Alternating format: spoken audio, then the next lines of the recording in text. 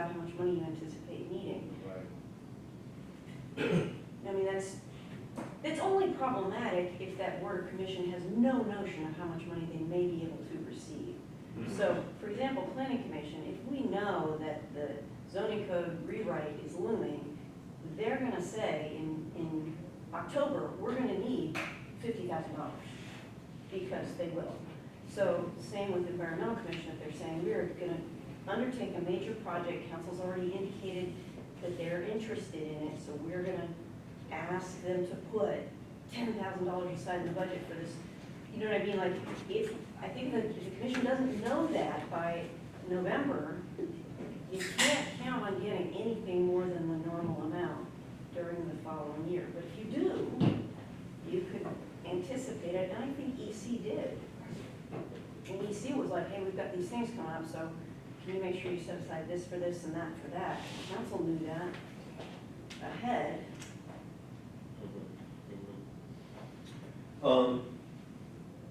Okay, so, I mean, I think what I'm hearing is that at a minimum, we're gonna try to, in our budget process this year, set aside some caps or some amounts and sort of generally budget.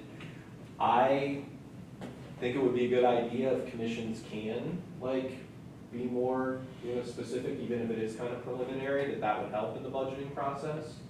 And then make sure that we do have the right amount. And of course, the earlier that happens, the better it is for Matt and the team, because I know that, I think last year, everyone was kind of caught off guard by some of the things that we wanted to add, so I think part of this is also being more proactive about that. So Matt, one question I have about, so I like this report, by the way. I think this is very clear, unlike, the other stuff that, I think maybe doesn't mean so much to us when we see supplies and training and whatever.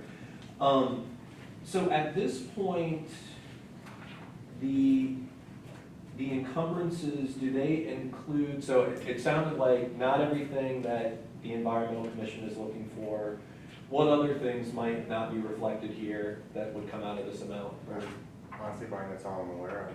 Okay. Up to you. I'm So, sort of backed into this with official communications on what I've seen here. I don't think I've been proposed for anything else, so that's. so public arts and culture, how much did you guys ask for? For what? You guys, I think, came forward with a amount that you requested at the beginning of the year, right? Or That no? was at the beginning of the year. I think that was, no, the only thing that I recall is for, Pride. Okay. What about protest banners? Right, the protest banners and Pride. Okay, so I see that was paid. So basically, you guys don't have any, as far as you know, outstanding? Requests? Yeah, okay. And so, but we did say a lot of the environmental commission stuff is not here, is that right? Of the request of the budget that Mary Ann sent, the 3,000 is in this report. The rest is not. No, it is, well, okay, I'm sorry. Well, not all 7,500, right? I misspoke. And it would be helpful to have an update, because some of these things a couple of things didn't happen and the values have changed. Well, I don't know that they didn't happen. That's sort of part of the issue, so. Yeah, so let's talk about with, that. Yeah. So forms I've received for Earth Day, right? We sent out, we put a PO in, but if I don't, all I know is to pay from the invoices that I received. But I haven't been communicated, certain Okay, things didn't happen, so- so their POs are still open. Okay, so there needs to be some method of communication, or maybe, like as a council liaison, I just remembered to ask you, so I'm asking you now. I would like to get a report of what POs have been, what things have been spent, so we know. So, for example, I assume that the Earth Day insert, that bill has been paid, the Siebenthaler is not happening. I mean, I can send you an email about that. Mhm. The band honorarium, I know has been paid, I heard, so, So that's part of what I think there's room for us both to get better understanding what we want from this process. So when you put a request in, I log those requests, I make line items for those. I don't actually know that stuff didn't happen. I'm not aware that, you know, any of that, like the flyer, the insert. When you make the PO, that's your permission to go in and work with the vendor to get an invoice, but unless you tell me that, hey, this isn't gonna happen, or Sure, okay. we didn't get an invoice, I don't know the flow of it. I understand that now, and I can communicate that to you. What would be good for me to know is what invoices have been paid. So should I make a list of saying, okay, these are the things that we did at Earth Day, Mhm. this is what I think happened, this is the amount that I understand. We didn't do this thing, so you can eliminate that PO. And Matt designed the report to reflect that. So when you look at the report, the top area of that report is your open purchase orders. Mhm. At the bottom of it are expenses paid. So what you see at the bottom are the actual cash that was paid out first.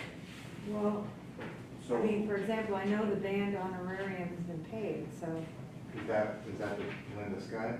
yeah. that's paid, that shows it's paid. That's down on the bottom. That's at the bottom of that report says expenses paid. So what's Oh, been I paid, must have a different report. So no, you're looking at, there's band honorarium, 150, and then there's Earth Day support, 200, with Linda Scott. So part of that is the documentation on, like, in the importance of the form. So, you know, you did the expenditure request. Part of the form, it goes through a process. It requests that I need a W-9 for the person that's going to get paid. They log what the service we're actually providing payment for. With the Earth Day one, you know, Oh, okay, I had the wrong, I had the same form. yes, with the Earth Day one, we had about 4 or 5 line items that were related to Earth Day. I understood things to be, you know, one was the band honorarium, one was possibly the plant purchase. When I got the bill from Linda Scott, it was $200, and when we set the PO up, that was the line item that I had that read for $200. It wasn't exactly a bill, and I think that's part of some of the complications that arise with it when we pay non-traditional vendors for things like this. Like Linda is an individual, so she, you know, we put in her W-9 against her, really her social security number. But I didn't get a bill per se from her, you know what I mean? I didn't get an invoice to know really what I was paying for, so I paid Linda for the Earth Day. I don't necessarily know what happened. Well, she did submit an invoice. Yeah. Well,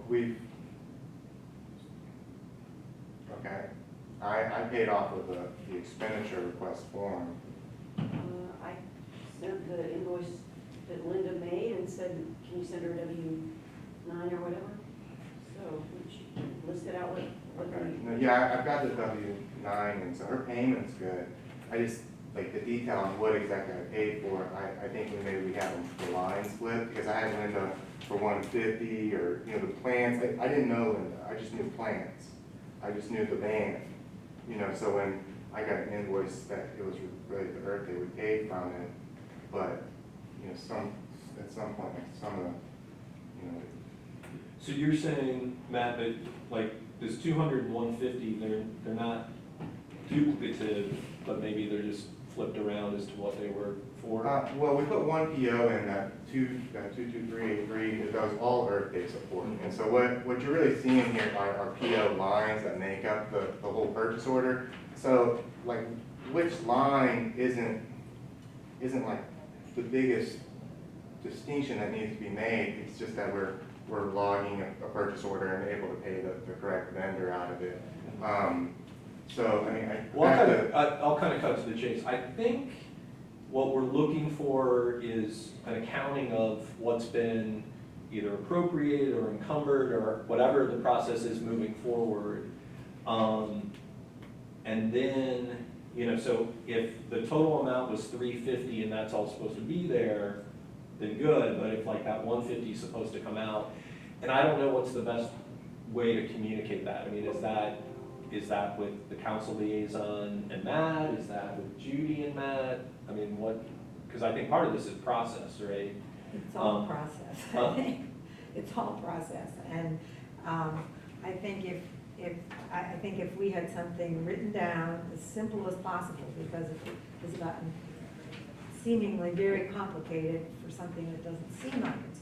Anyway, if I have a form written down, if you want to spend money, this is what you have to do, 1 through 10. We have that written down, I'll do it. And then there has to be the report back. Okay, we turned in the PO, it was for this, got spent, otherwise, and I'm not the one that's going to figure it out. Yeah, and while we're talking process, I know there's an example here. The Village of Yellow Springs sponsorship proposal. I know this is like version 3.0 or something. With regard to process, I think it's certainly appropriate to consider how appropriate this form is. I mean, it used to just be straight HRC, then you thought you make a generic form and you could check the box of the actual commission that you're expecting the fund from. So again, I'm just saying, if we're gonna codify, a process, this is a big part of it, and we need to consider how appropriate this is and how available this is gonna be for community members that wanna fill it out. But I happen to have a copy somewhere, but I don't know where the official source of bullet form is. I've been on both sides of this form, like as a community member in here. I don't find it particularly difficult. I find it pretty straightforward. And the one thing that I do kind of appreciate about it is that there's a lot of room for description.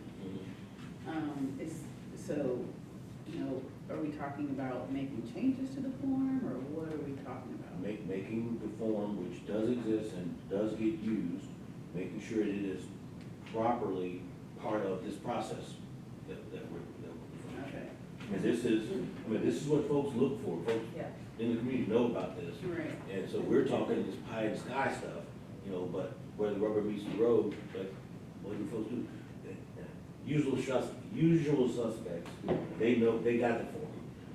In fact, I just texted, take a picture, I just texted Magruder and Nudgel, just saying, hey, if we get back to normal, you guys think you're gonna be making those kind of requests? Because, they typically, throughout the school year, would have made 2 or 3 standard type requests that were effectively just passed through, as far as HRC was concerned, but they happened on a regular basis. They were happening before I was on council, and then pandemic happened, but again, they'll be coming back. So, yeah, I'm not saying there's anything wrong with the form, just saying make sure that it is identified as part of the process. Yeah. In this one's particular, this is an aid to council and all the separate committees, because this is a public facing form. This is what the public submits to you for consideration. Separate from this is an expenditure request. Yeah. Right. And that is the form that the liaison completes, submits to Matt or Judy, and Judy remits it to Matt. So, to me, the easiest thing to do is say, don't write below this line, and then below that line is approved by council, date, or approved by commission, date, amount of expenditure, don't pay, then it just goes, the whole thing goes. Yeah, so that goes in line with what we were talking about yesterday, about implementing it as a workflow process through a council meeting, where all of these requests get itemized and they're approved And immediately after that meeting, all those purchase orders are But ready. it goes to what I was saying in that meeting, which is it needs to be on the same form. It's- Because that way, when Mary Ann does her part of the form, she also knows somebody else has to do this other part. So she knows, she can say, Judy, did you get the back of that form turned in so that my person can get paid? She has an understanding of what the next step is because it's right there on that form. And what I know is, if I've got that whole thing that's all the way filled out, that person should be getting paid. I've entered it, whatever. So in this case with the environmental commission and the 7,500, what didn't happen in the process from your guys' perspective that would have made it clear whether that was approved or not? Yeah, so Mary Ann says this was approved. I go to Judy and say, do you have minutes that reflect that this request was approved? Because that's our audit back, that, hey, council took this action and we save it for audit purpose. We had the expenditure, council approved it, that's back. And then just to insert, and then if it's approved in this process, then it would get on this sheet? Yes. Okay, go ahead. Okay, so I go to Judy and Judy says, no, this request did not, there was no vote to approve. Did I make